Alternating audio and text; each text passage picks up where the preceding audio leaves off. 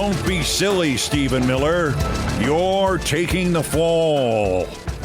The fall for contempt of court in the Kilmar, Abrego Garcia, and the rogue deportation flight cases. The target to at least be fined, maybe jailed for contempt of court in each, is Stephen Miller. Aw, that's a shame. Not Stephen Miller. The picture is clarifying slowly. The focus is sharpening painstakingly, but it seems evident now that contempt cases being built by District Judges Jeb Boasberg and Paula Xinis, the effort to get depositions about and charge somebody with contempt of court in the abduction of Mr. Abrego Garcia and the renditioning of dozens of others to El Salvador after Judge Boasberg ordered the plane to not take off, the slow, methodical attempt to finally, at long last, about damn time, hold somebody in the Trump crime administration responsible for something. This whole move to put somebody behind bars is, in both courts, targeting Stephen Miller. The finding by Judge Boasberg of probable cause for contempt citations against the Trump gang and these depositions scheduled by Judge Xinis are apparently designed to confirm what Miller and the other Trumpian monsters are boasting about in private. Miller is the architect of the deportation scheme, and Miller is the architect of its essential baseline component of cruelty.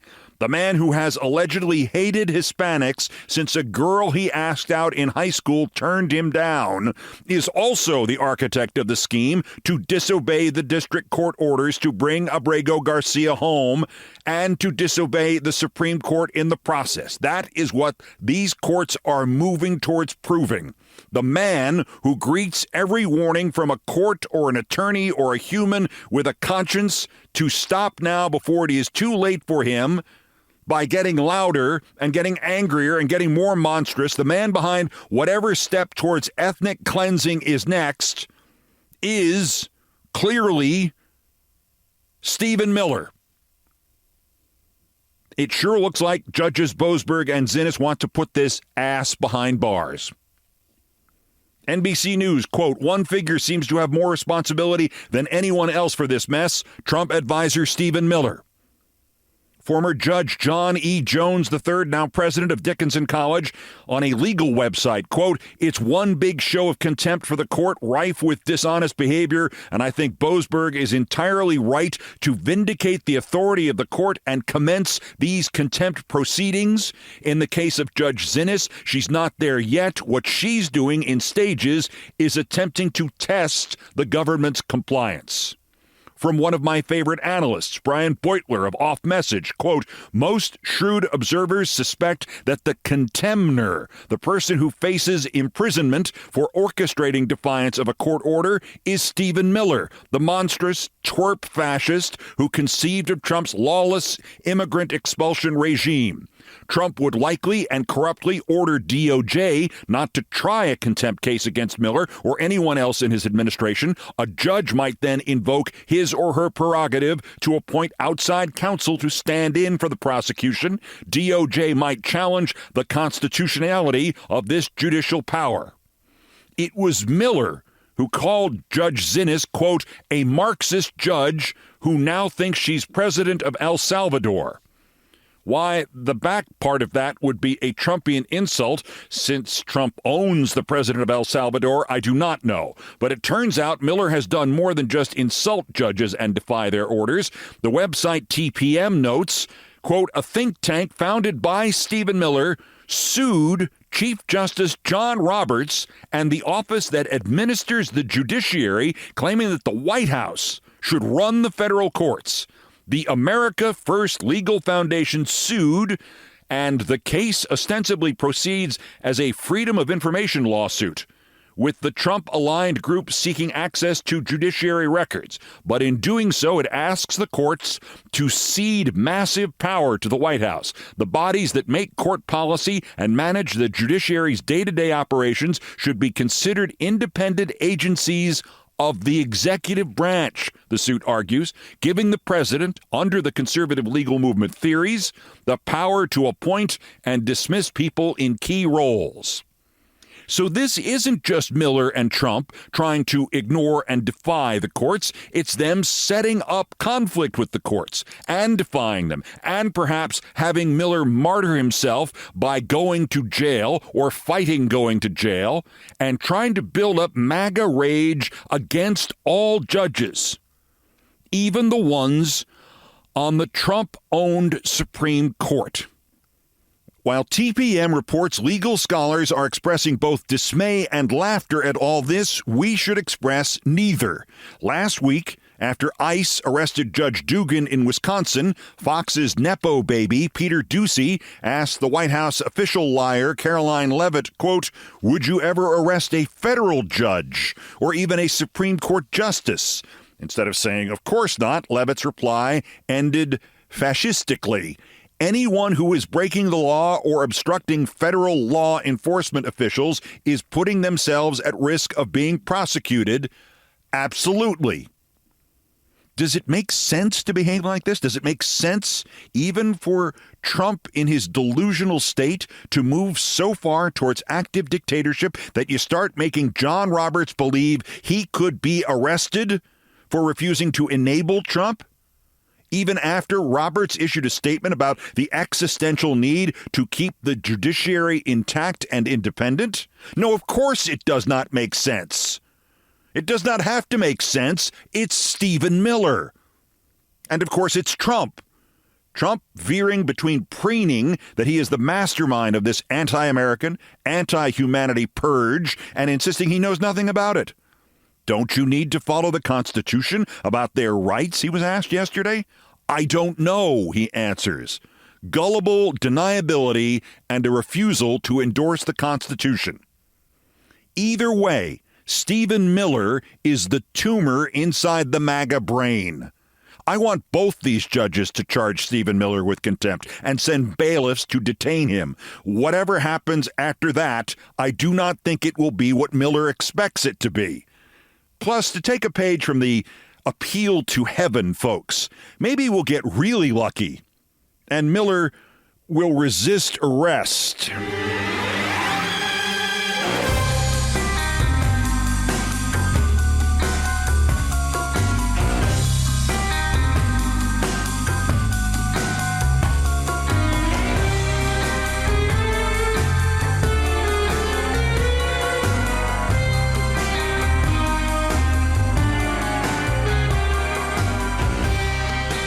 And it's no longer just judges.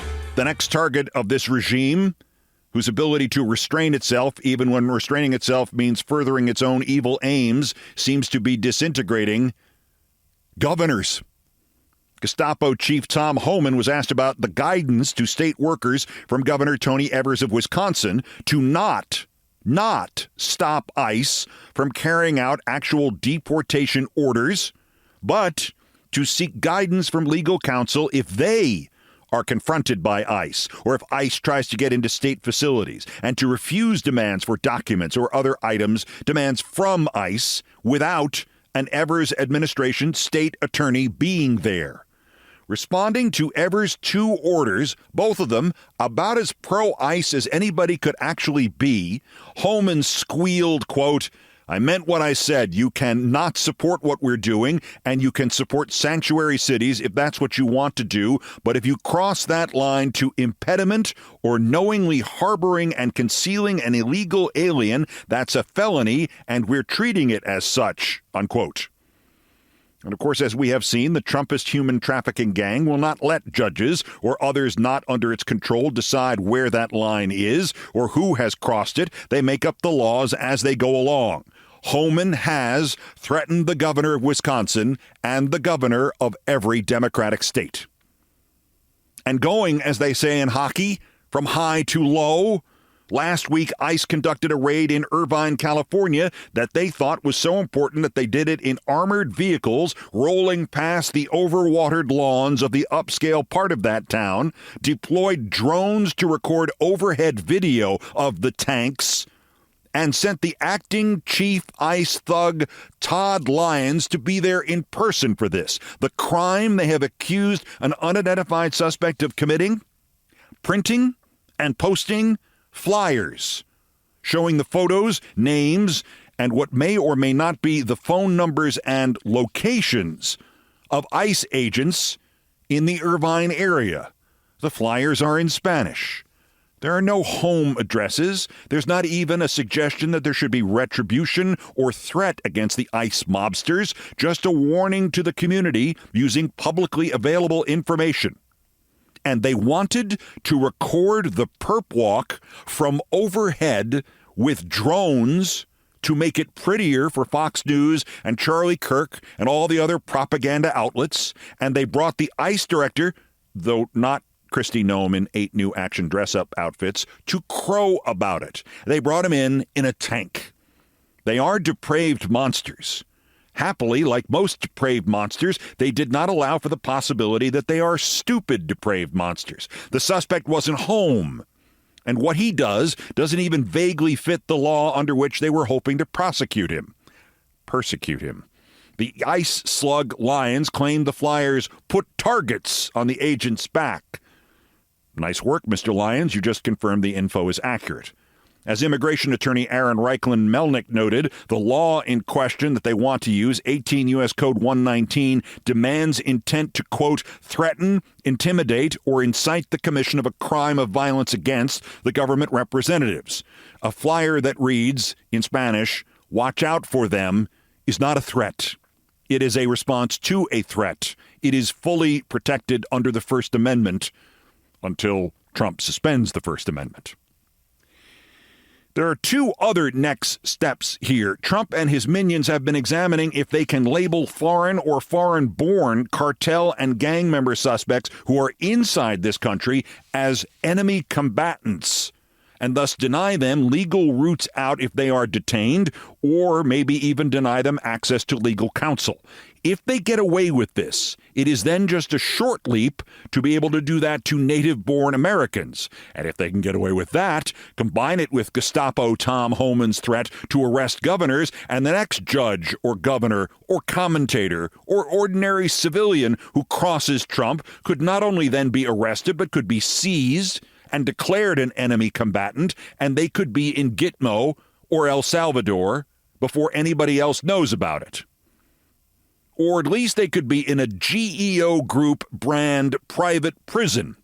GEO is one of the leaders in this burgeoning field of privatized jails, especially the dangerous fetid ones.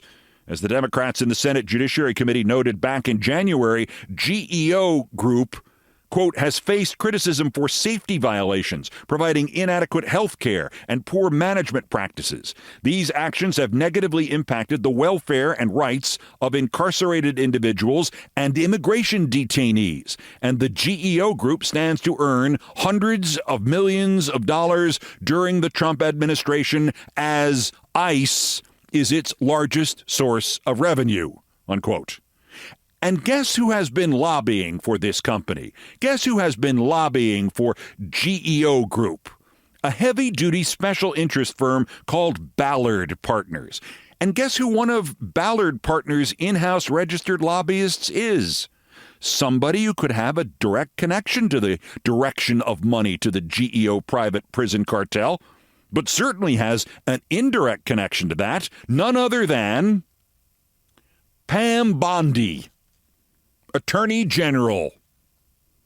Senator Dick Durbin has now awakened and asked her to recuse from all prosecutions and DOJ business relating to immigration and other kinds of cases that would ultimately line GEO Group's pockets. My guess is that Bondi's answer, at least the one inside her otherwise empty head, would be something like, recuse. Why would I recuse? Why would I stop helping getting more immigration prisoners into GEO prisons? Why the hell do you think he made me Attorney General?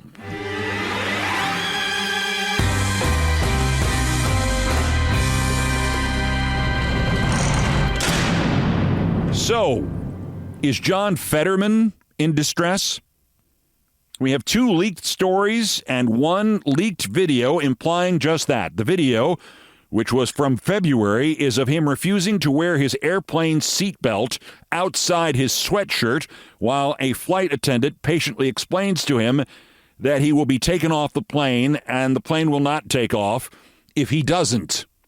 The stories, both from his former chief of staff, Adam Gentleson, portray a senator so gone that last year he was, quoting New York Magazine, avoiding the regular checkups advised by his doctors. He was preoccupied with the social media platform X, which he'd previously admitted had been a major accelerant of his depression.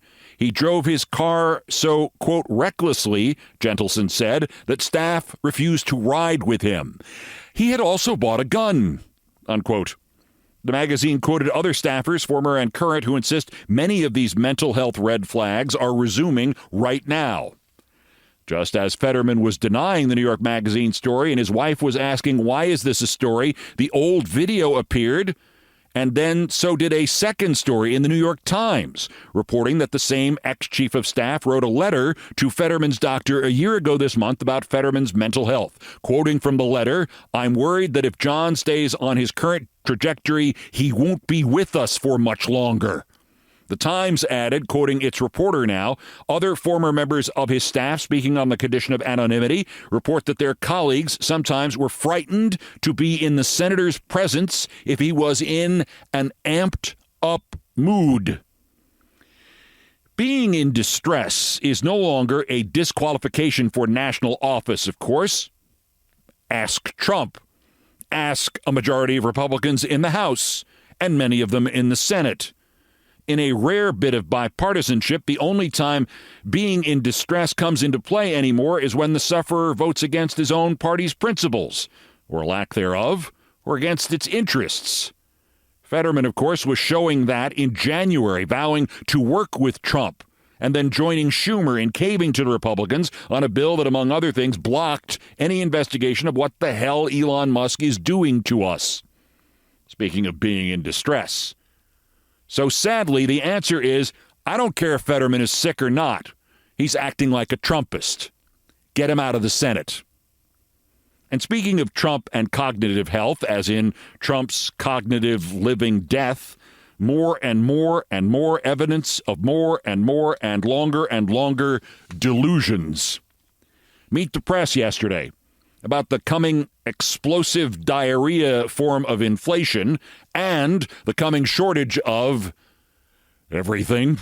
Quote, I don't think a beautiful baby girl that's 11 years old needs to have 30 dolls. I think they can have 3 dolls or 4 dolls. Now, you have to admit, a party platform heading into the midterms of I'm taking your child's dolls away from them is novel. It's insane, but it's novel. At least for this country. Lenin and Stalin tried something like it. I mean, it's basically a modified version of taking candy from a baby. Oh, and pencils. In Trump's world, those 11-year-old girls who just got a rock for Christmas also, quote, don't need to have 250 pencils. They can have 5. Because on top of everything else, after dolls, Trump believes an 11-year-old's next favorite thing is pencils. A reminder that the 11-year-olds who were introduced to politics and to Trump's insanity by just this quote, or who will be in the months and years to come, those 11-year-olds will be voting in the year 2032. So in case all the MAGA aren't in prison by then and they run a candidate, bookmark these quotes for those now 11-year-olds. One also assumes Trump lost more veterans. Many of their groups are furious about his diktat that November 11th, Veterans Day, is no longer Veterans Day. It is now Victory Day for World War I. And May 8th, that will be this Thursday, is now Victory Day for World War II, which on top of being just nuts, also faces the minor difficulty that World War II only ended when the Japanese surrendered on August 15th, 1945. Trump doesn't know that? Forgot it? Was consulting his Russian calendar and noticed they celebrate May 9th as Victory Day? Well, now that's a coincidence. I guess we should just be happy he didn't rename Veterans Day Gulf of America Day or Gulf Between Trump's Ears Day. Also, Trump again claimed yesterday that gas is below $2 in many states. like the state of advanced dementia. One online commentator offered $1,000 to the first person to show him where in America gasoline is $1.98 a gallon. The commentator still has his $1,000 because it is only $1.98 a gallon in the gas pumps of Trump's brain, like the circles that you find in the windmills of Trump's mind. Of course, asked if it's, quote, okay in the short term to have a recession, Trump's answer in the same interview was a shrug and, quote, look, yeah, everything's okay. This is a transition period. I think we're going to do fantastically. The White House tried to cover this quote up. Trump endorsed having a recession in that quote. They tried to cover this up by claiming that the yeah and the okay in the answer, look, yeah, everything's okay, were filler words. And he never endorsed having a recession. He did. They also blamed all this on Biden's economy. But that imaginary $1.98 a gallon gas, that's the Trump economy. Rationing dolls? Not sure whose economy that is. Sounds like Stalin's. Check your calendar to see if today it's Biden's economy day, or if it's Trump's economy day, or if it's possibly Obama's economy day, or if it's victory in World War III day. And Trump again Julius Caesared his own plot to break the Constitution and run for a third term or just never leave office. So many people want me to do it. I have never had requests so strong as that, but it's something that, to the best of my knowledge, you're not allowed to do. But there are many people selling the 2028 hat. Because that's what this is all about. Selling a hat. Making a decision like that based on the hat. The Constitution? He don't know Constitution. Hats? He knows hats. Speaking of hats, there is still the Trump Pope photo. It is, I believe, blasphemy. Worse, it's mocking a religious leader who just died and those of his faith who are still mourning him. It has infuriated Catholics around the world, some of whom are just seeing it today. And Pope hats off to Charlie Sykes, who responded to it by calling Trump an, quote, absurd, juvenile chode. I understand not everybody knows that last word. C-H-O-D-E, chode. I'd advise you to Google it. And hey, President Ted Bundy, Trump, if you're thinking of resigning the presidency to become Pope, you have my full 100% endorsement. If not, you know what would make your cult just as amused as that Pope Trump picture? Put another one of these out, only depict yourself as the Prophet Muhammad. The reaction to that would be huge.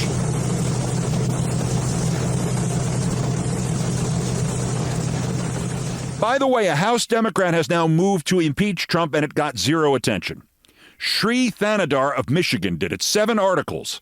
Al Green still has plans for his own set, though he may combine now with Thanadar. The reaction from the Democratic leadership to this? The chair of the Democratic House Caucus gave, naturally, the wrong answer.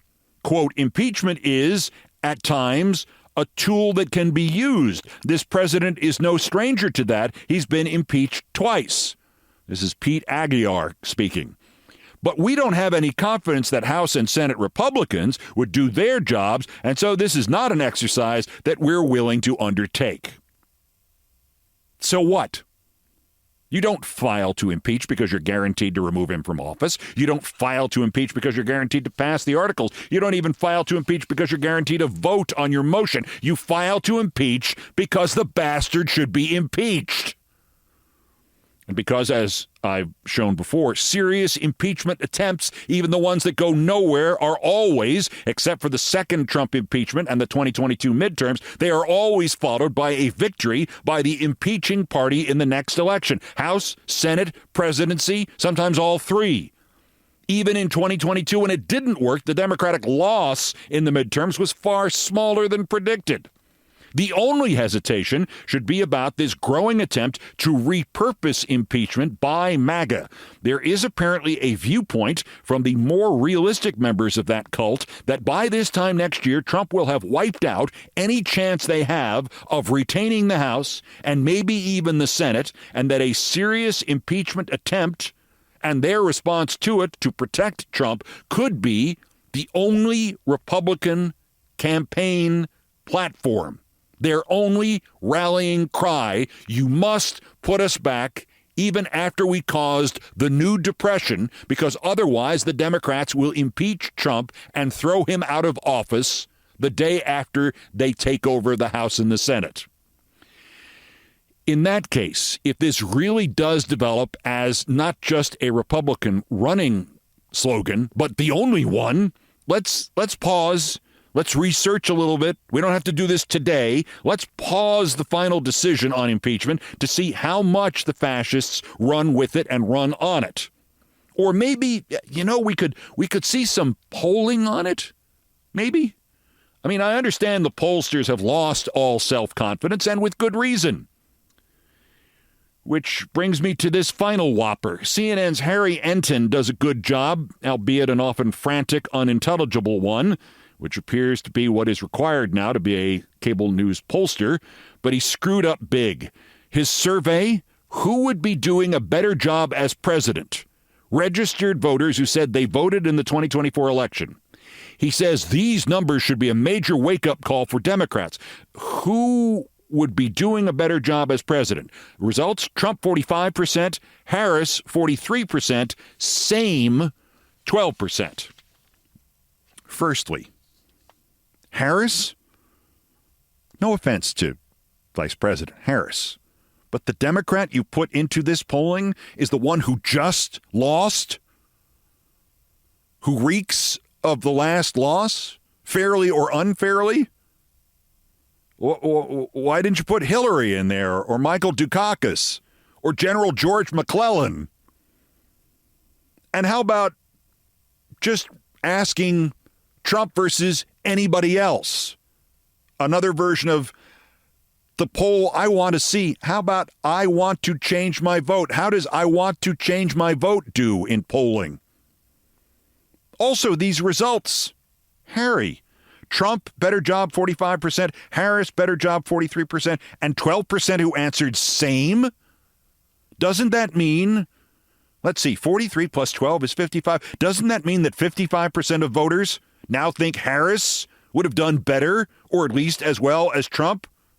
Or you could read it a third way, that 57% of voters now think Trump is doing better, or at least as well as Harris would have. Doesn't that mean the poll has three conflicting results? Exactly what use is a goddamned poll with three goddamned conflicting goddamned results? Oh, silly me. This is the use. Right. To kill a few hours on CNN, and more importantly, to give CNN something new with which to suck up to Trump.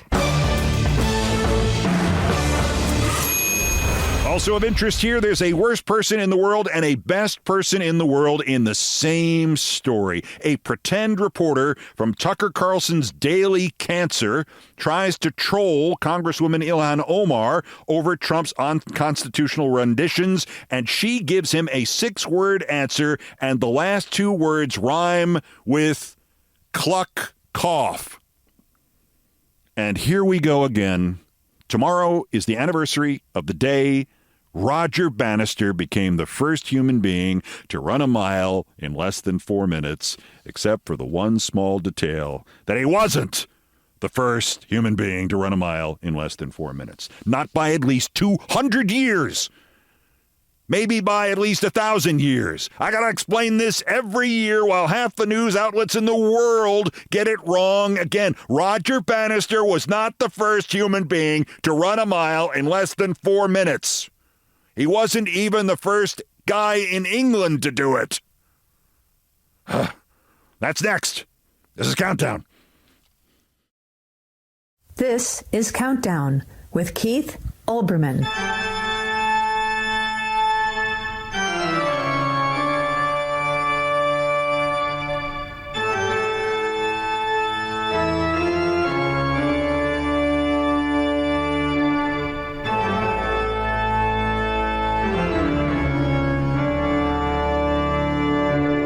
And on this edition of Countdown, it is that time again.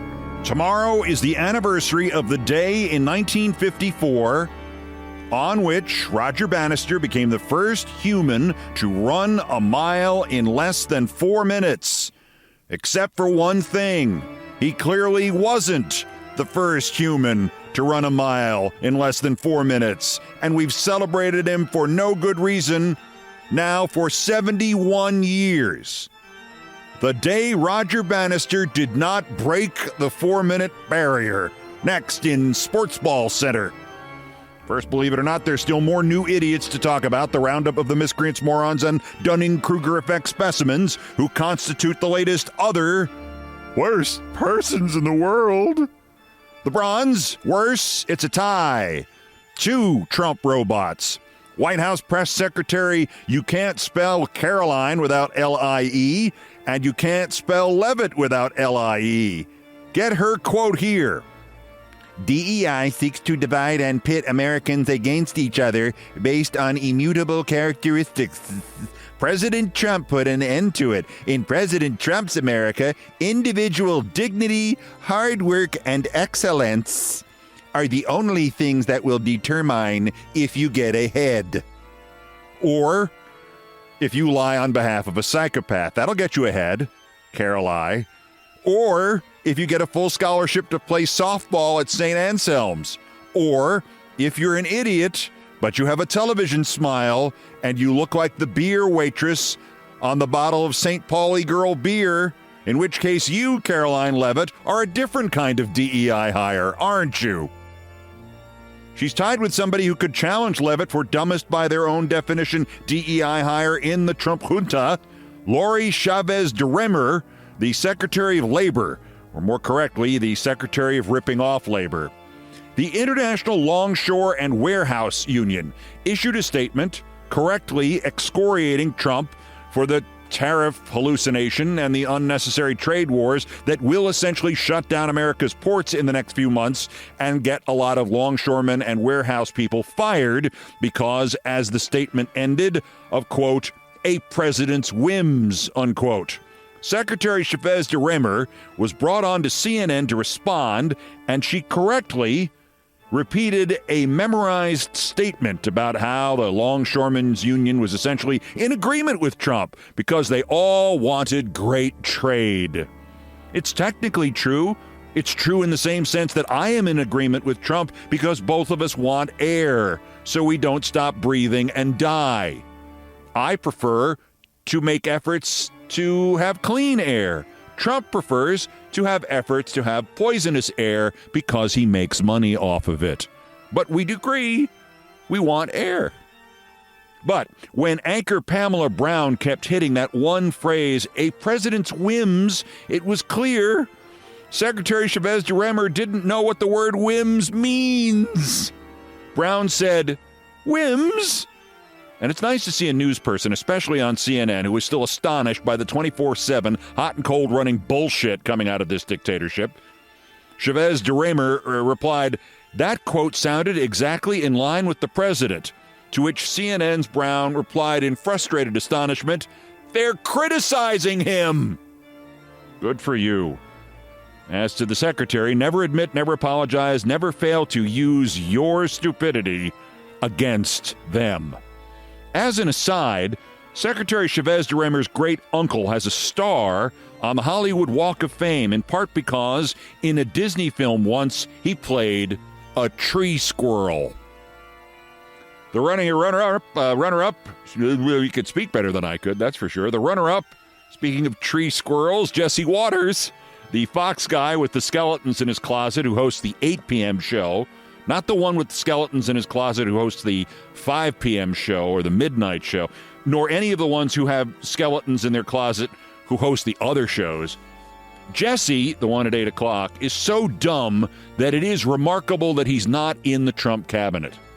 The Trump government of the undead is so secretive about Doge or douche or whatever it's called that they wanted to prosecute people who revealed the names of some of Musk's degenerates who were illegally wiping out entire government departments. But they brought Waters and a Fox video crew into the Doge douche dungeon, and Musk gave the Fox propaganda addict some fresh crack. He gave them and Jesse Waters a tour of the place. And guess who blew the thing? Waters clipped the video of him and Musk and posted it with this caption: "Exclusive, an inside like at the caves of bureaucracy with Doge." For several minutes, I had no idea what he meant.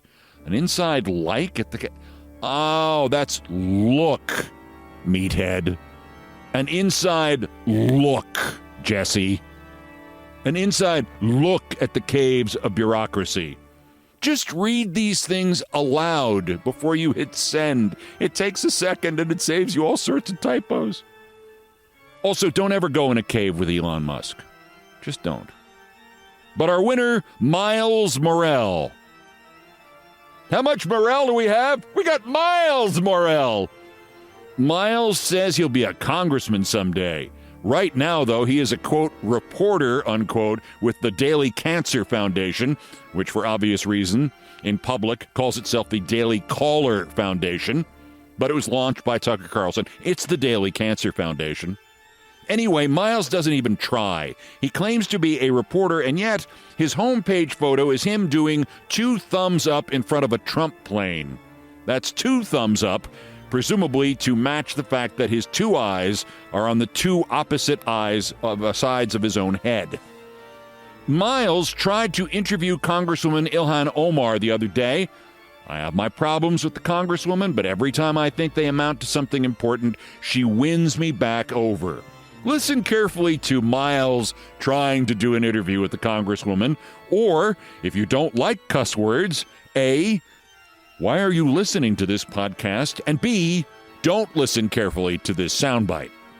Congresswoman Omar, I'm Miles Morell with the Daily Caller News Foundation. Do you think more of your Democratic colleagues should be traveling to El Salvador to advocate on behalf of Abrego Garcia? I think you should fuck off. Yeah, that's I'm sorry, what, Congresswoman? fuck off. Who should? You. Why me? We're not taking any questions right now, but here you go. Yeah, thanks. Glorious. If this were every Democrat's answer to the right-wing propagandists who try to troll them, simply put, there would be fewer right-wing propagandists. Miles, I'm reminded of the line in Monty Python's Life of Brian when Brian says that to the crowd swarming his home, and they reply, "Oh, how shall we F off, oh Lord?" Morell of the Daily Cancer, today's other worst person in the world!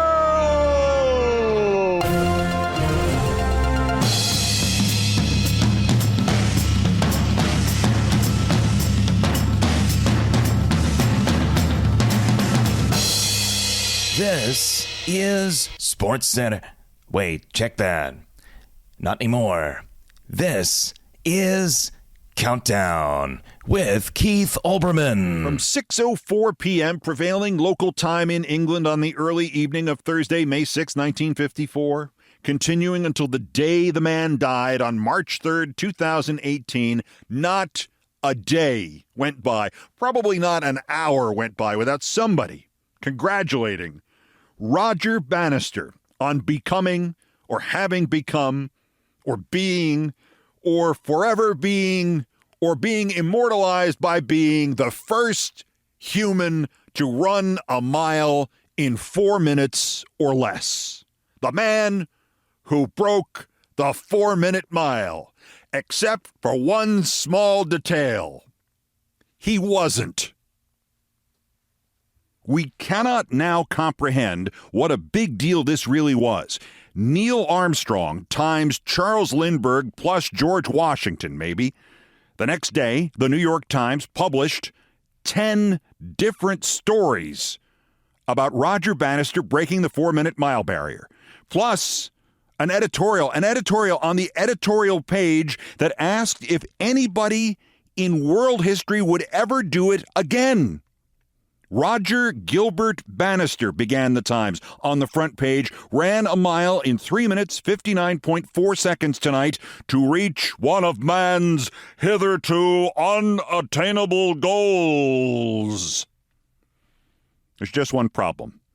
Not only was Roger Bannister probably not the first man to run a mile in less than 4 minutes. But there is also a lot of evidence that that record was broken in May of 1770 by a guy who sold fruits and vegetables from a pushcart on the streets of London, a guy named Parrot.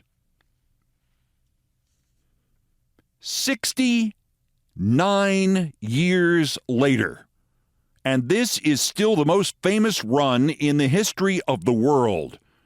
May 6th, 1954. On an ordinary spring evening at the Iffley Road Track at Oxford University in England, even as an unfavorable wind worked against him, Roger Bannister ran through the tape in 3:59.4 and ran directly into not just sports history, but human history. The 4-minute mile. The first human ever to run that far, that fast. Like the first man on the moon. No matter how much farther we go, the glory is his. Indefinitely, forever, always, eternal, immortal. Neil Armstrong, but in shorts. Or there had already been a 4-minute mile run in 1770, and Bannister has no more claim to immortality than do you or I, and this is really a story about bureaucracy supporting bureaucracy and what the experts call recency bias and a lot of racism. And the story should be about a guy who used to sell fruits and vegetables on the streets of London and who ran in his spare time for money in the decade before the American Revolution, and his name was Parrot. As in, look, matey, I know a dead parrot when I see one, and I'm looking at one right now. We begin in the pages of a British book dated from 1794, which seems to be, for you Back to the Future fans, a kind of Gray's Sports Almanac. The 1794 tome bears an amazingly modern title, The Sports Magazine, and its chronology of top sports events of recent years past includes, for the year 1770, this, quote, 1770, May 9th, James Parrot, a costermonger sold fruits and vegetables from a pushcart on the street. James Parrot, a costermonger, ran the length of Old Street, viz. From the Charterhouse Wall in Goswell Street to Shoreditch Church Gates, which is a measured mile, in 4 minutes. 15 guineas to 5 were betted he did not run the ground in 4 minutes and a half. So that's it. I am besmirching the immortality of St. Roger Bannister and everything you will see in the newspapers about him over the weekend because of 51 words about some guy racing against an 18th century watch in the year 1770, and the story wasn't even published until 24 years later? Seriously? Seriously. There is nothing else to say about James Parrot. That snippet from that book is all that researchers have ever found or found out about James Parrot. No obituary, no nothing. No 4-minute mile, no confirmation he ever existed. Besides which, as every modern sports fan will tell you, the athletes of today are the greatest of all time GOATs. If the record book says nobody ran a 4-minute mile until 1954, of course the record books are right. Since 1770, humans have evolved. Health has evolved. Training has evolved. Why, in 1770, you couldn't even accurately measure a mile, let alone measure exactly 4 minutes.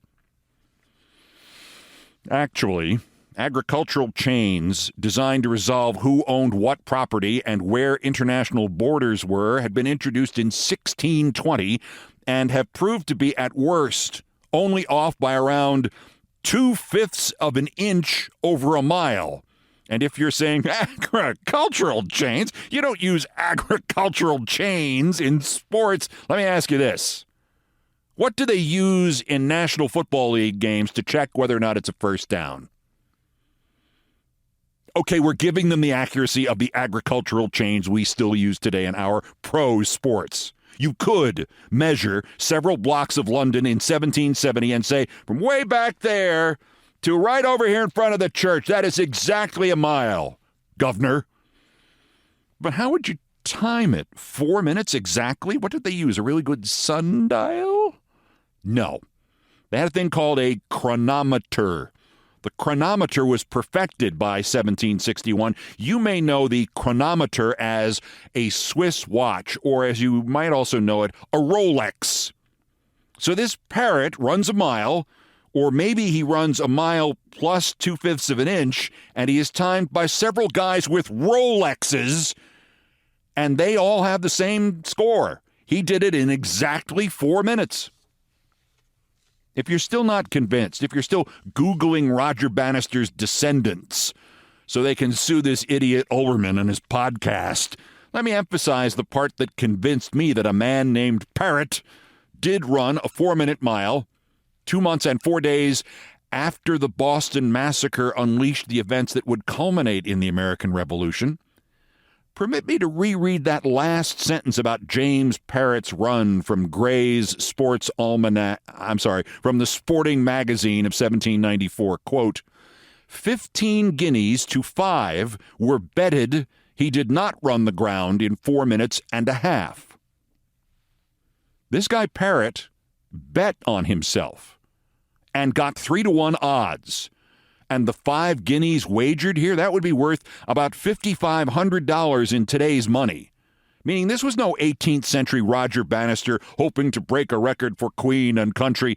This was a guy who did this for money, for the equivalent in winnings of about $17,000, at least as much as his annual income might have been selling fruits and vegetables from a cart. And the way it's phrased in that magazine, we don't know if more than one bet of 15 guineas to 5 was placed. He might have won $34,000 or $51,000 or $510,000. Because this was for money, the loser or losers who bet he could not finish the race in 4.5 minutes had to be satisfied that he had done it in less than 4.5, in this case in 4. As we know from our own times, losers now like to claim they didn't lose and will go to any length to convince others they did not lose. But James Parrott got his money, which means that the loser or losers believed James Parrott really raced a mile and did it in 4 minutes. I'm sold. Antiquated books and 4-minute miles run 183 years before the first 4-minute mile, and costermongers and agricultural change, they may come and go and may be trustworthy or untrustworthy, but money is money. And James Parrott was given the equivalent of his annual salary at least once, because somebody who thought he could not do it agreed, yeah, I was wrong. He really did just run the mile in 4 minutes.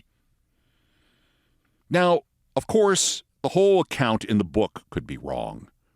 I'm old enough that I was actually on the air doing sportscasts on the radio network of United Press International on April 21st, 1980, when Rosie Ruiz, quote, won, unquote, the Boston Marathon. Then it turned out 2 people had seen Rosie Ruiz burst out of the crowd of spectators on Commonwealth Avenue and start running alongside the men runners. And then it turned out that while she was supposedly completing the 1979 New York Marathon, she had struck up a conversation with a freelance photographer on the subway. And the 2 of them went to the finish line together, and Rosie Ruiz then told officials she had just finished the race, and Rosie Ruiz was a total fraud in 2 different marathons. Maybe the 1774-minute mile of James Parrott was just inaccurate. Maybe it was just an inside joke, or a misheard rumor, or a typo, or he took the subway with Rosie Ruiz, or it was a joke by whoever wrote the book. I've told you the story before about the 1912 St. Louis Browns second baseman named Proctor, and nobody could find anything about him, and then it turned out Proctor was the Western Union operator who used to make up all the official scorecards after each game, and one day he decided he always wanted to be a Major League ball player, so he put himself in the scorecard. Maybe James Parrott was the author of the sports magazine. Or as 4-minute miles and Monty Python jokes go, now that's what I call a dead parrot. So if it's a mistake, if it's a typo, if it's a hype job, if it's Rosie Ruiz, if it's Lou Proctor, Roger Bannister is safe.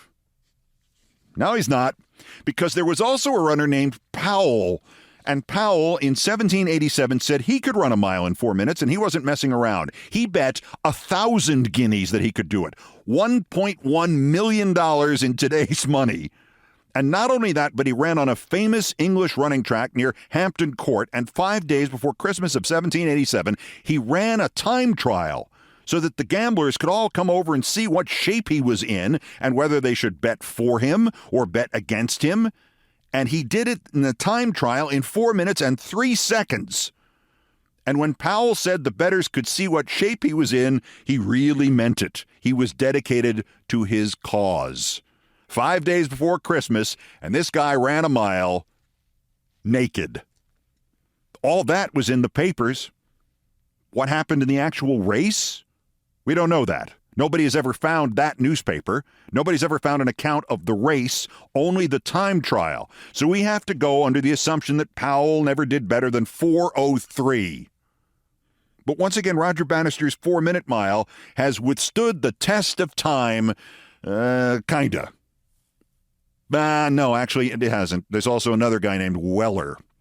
Weller was famous enough as a professional runner of the time that when he said he could run a mile on the Banbury Road in Oxford, the newspapers of the day all showed up to preview it, to talk about his two brothers who were also professional runners, and to cover his attempt on October 10th, 1796. And there it is in the papers. Weller of Oxford runs a mile in 3 minutes, 58 seconds. Not only 158 years before Roger Bannister, but a second and a half faster than Roger Bannister.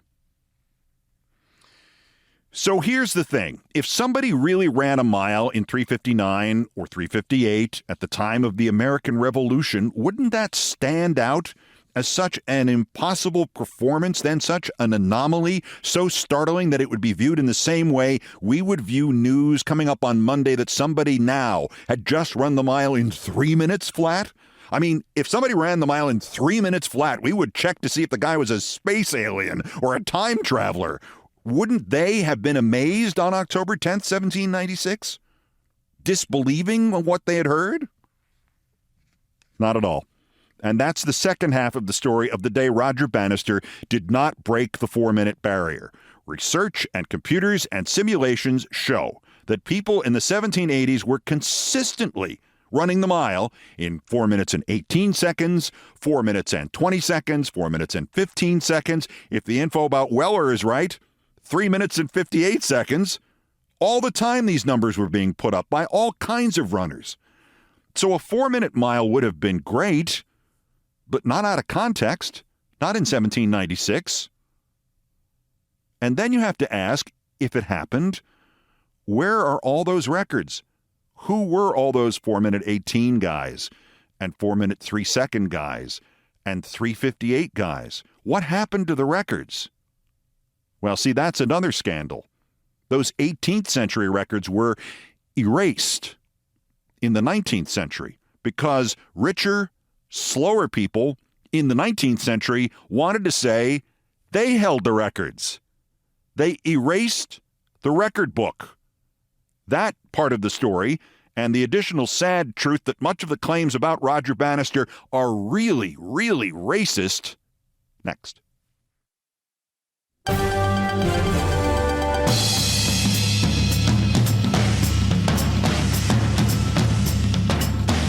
We know Roger Bannister really did run a 3-minute and 59-second mile on May 6, 1954 in England. It was timed and announced to a waiting crowd by no less a figure than Norris McWhirter, who was later the founder or co-founder of the Guinness Book of World Records. And everybody who was there saw history and was part of an impossible dream coming true. And as I mentioned earlier, the next day, the New York Times actually had an editorial asking whether or not anybody would ever do it again.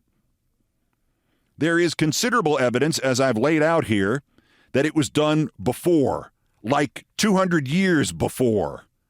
But if you are still not convinced that no, No matter what else it was, Roger Bannister's 3-minute, 59.4-second mile on May 6, 1954 was not the first 4-minute mile. If James Parrott and the naked runner Powell of Hampton Court and Weller 1796 don't convince you, there is also this.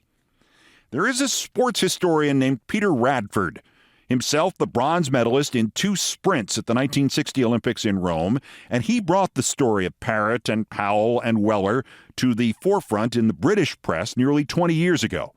This man found them because he was looking for and finding the records of more than 600 running races in the 18th and 19th century. Running against the clock, against each other, usually for money, was not only the most popular professional sport in Britain at that time, it was also probably the first. And with so many races, and especially winning and losing times recorded, Peter Radford had data to work with. When guys didn't run a 4-minute mile, how fast did they run it? How fast were these professionals going? The average ones over other distances in, say, 1789. What was the range of times? And his computer looked at all of these races, 600 or so, and all of the times and all of the speeds, and it spit out this conclusion. Factoring in the margin of error, Radford wrote, the best possible 1-mile time would be anywhere between 4 minutes, 13 seconds, and exactly 4 minutes.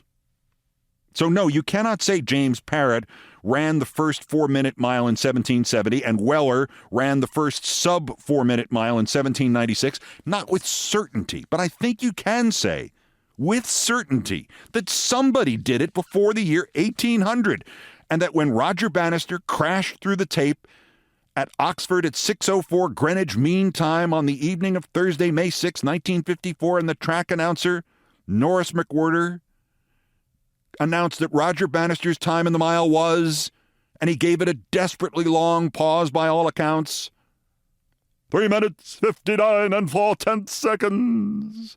The moment that happened, Roger Bannister became, at best, the second man to run a mile in 4 minutes or less. But more likely he was like the 22nd or the 222nd. So why? Why didn't anybody know this? Why did Roger Bannister live a life of unceasing, undiminished, and undeserved fame? And that guy Weller, who may have run the race a second faster and 158 years earlier, why don't we even know Weller's first name?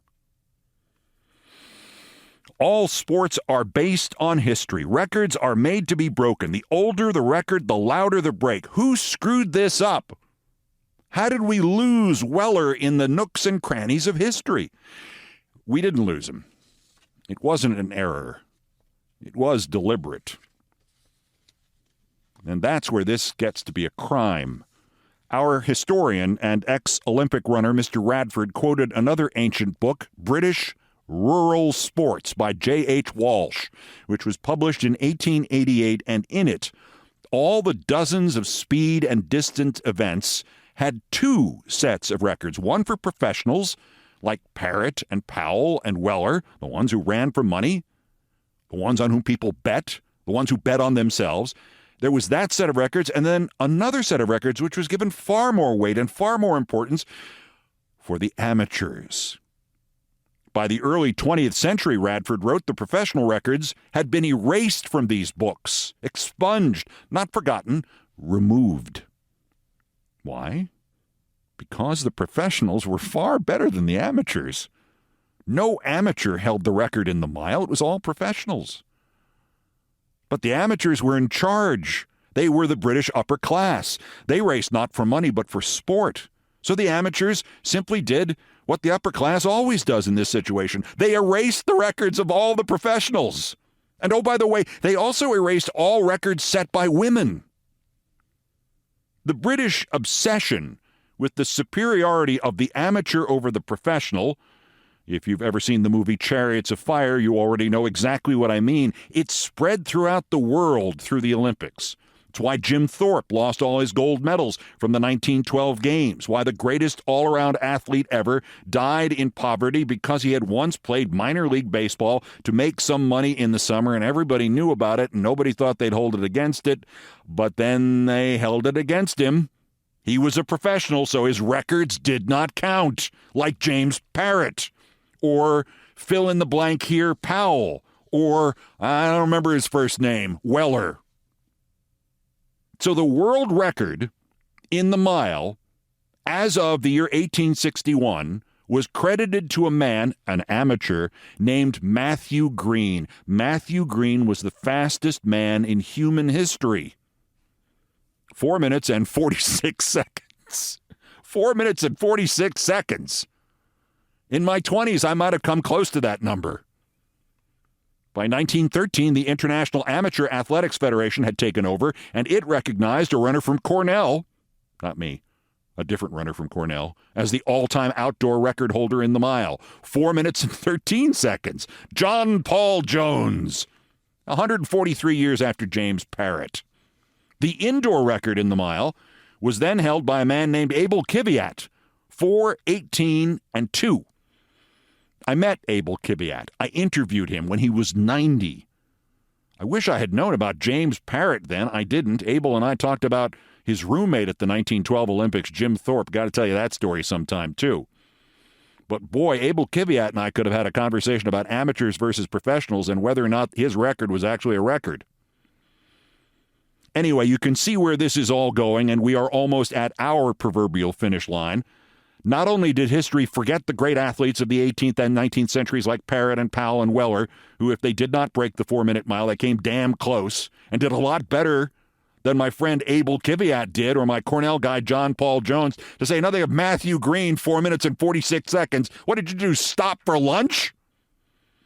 Not only were the remarkable athletes like Parrott and Powell and Weller forgotten, they were buried deliberately.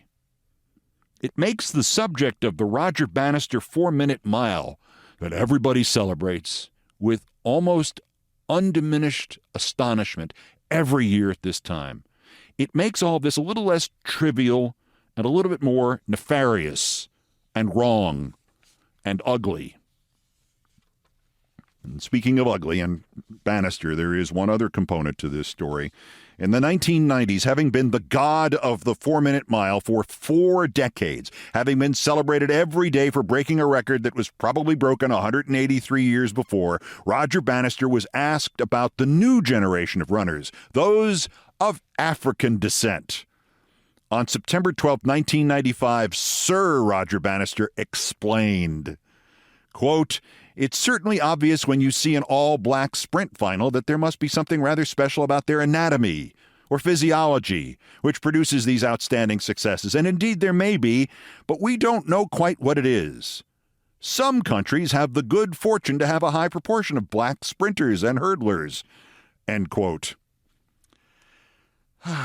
19 years later, Bannister was still driving right into the eugenics lane, sounding just enough like Jimmy the Greek Snyder to make you squirm. "I love watching people like Usain Bolt," Bannister said. "The West Africans, of course, have an inbuilt advantage. Having been transported as slaves to the West Indies, only the toughest endured. They have astonishing muscle composition with those fast fibers and superior genes." I will leave it to you and to his maker, an assessment of how much of Roger Bannister was patronizing, how much was him trying to rationalize how his time had been bettered by nearly 10%, and how much of it was just sheer racism. But I will note that in what Bannister said is another reason to believe that the idea that he was the first human to run a 4-minute mile is laugh-out-loud ridiculous. What about all of the runners of color over the centuries, over the millennia in Africa and South America and elsewhere on this globe? By Bannister's own disturbing logic, certainly some of them must have beaten him to breaking the 4-minute tape. No? Let me close with this. I don't know for certain who ran the first 4-minute mile or when. For all we know, it was broken 2,000 years ago, and for that matter, so was the present world record of 3:43.13. Might have been James Parrott or Powell or Weller, whose first names we don't know, or someone so lost to history that we don't know their first name or their last name or their country. We don't know who it was. But no matter what you hear or see or read in this weekend ahead, it sure as hell was not Roger Bannister. Which brings us, lastly, to Mrs. Roger Bannister, Moira Elva Jacobson Bannister, daughter of a Swedish economist. According to Roger Bannister, his wife didn't know a lick about sports, let alone about running, let alone about him running. For a time, Roger Bannister once said, my wife thought I had run 4 miles in 1 minute. You know, as I've been thinking about this and researching that story, you might as well go with that. 4 miles in 1 minute? It's no more ridiculous than thinking that Roger Bannister was the first man to run 1 mile in 4 minutes.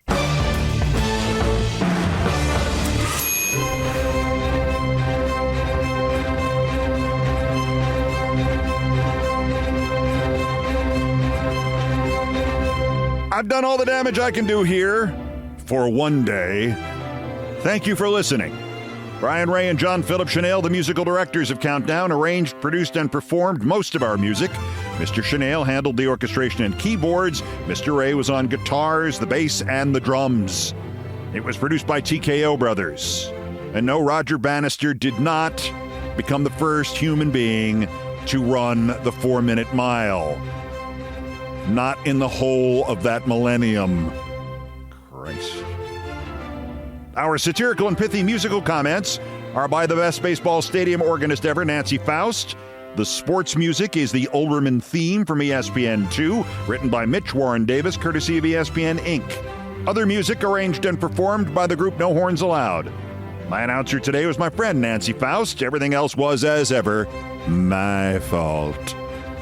So that's Countdown for today, day 106 of America Held Hostage. Just 1,357 days until the scheduled end of his lame duck and lame-brained term, unless the deep state removes him sooner. What? Or the actuarial tables do. The next scheduled countdown is Thursday. As always, bulletins as the news warrants. Remember, impeach Trump. It won't work now. It will, however, win the Democrats the midterms. And I want some polling on a presidential recall vote. How difficult is this? Stop with the focus groups, Chuck. Till next time, I'm Keith Olbermann. Good morning, good afternoon, good night, and good luck.